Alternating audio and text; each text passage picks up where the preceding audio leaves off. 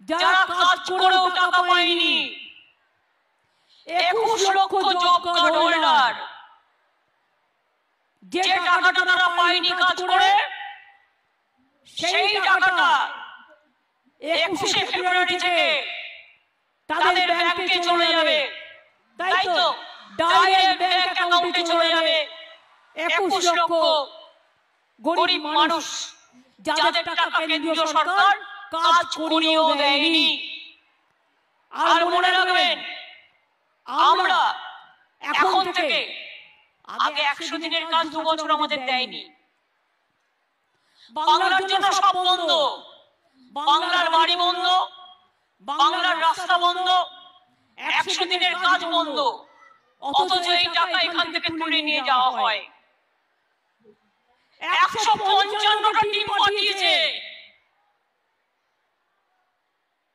দেখতে হয়েছে কিনা কাজ, তারা গিয়ে রিপোর্ট করেছে সব ঠিক আছে, তা সত্ত্বেও আজও দেয়নি। এই বছরও মনে রাখবেন, আমরা 43 দিনের কাজ জব হোল্ডারদের দিয়েছি কেন্দ্রীয় সরকার ছাড়া, রাজ্যের কোষ থেকে টাকা দিয়ে, রাজ্য থেকে। আর আগামী দিনের জন্য 100 দিনের কাজ বলা হতো কাজ 35 থেকে 40 দিন। তাই আমরা ওদের উপর নির্ভর না করে আমরা ঠিক করেছি, আমরা নিজেরাই জব কার্ড হোল্ডারদের 50 দিনের কাজ বছরে আমরা দেব, তার নাম হচ্ছে কর্মশ্রী।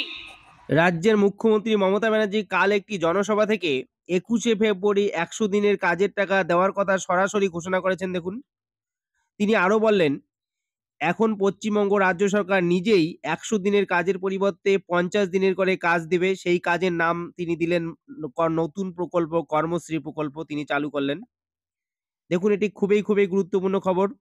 100 দিনের কাজের শ্রমিকদের টাকা এখন রাজ্য সরকারই মেটাবে। আর 21শে ফেব্রুয়ারি যে 100 দিনের কাজের টাকা দেওয়ার কথা তিনি ঘোষণা করেছিলেন এর আগে, সেই টাকা কিন্তু 21শে ফেব্রুয়ারি সকলের অ্যাকাউন্টেই চলে যাবে। এরকম খবর পেতে হলে অবশ্যই চ্যানেলটিকে সাবস্ক্রাইব করবেন, লাইক ও শেয়ার করবেন। নমস্কার।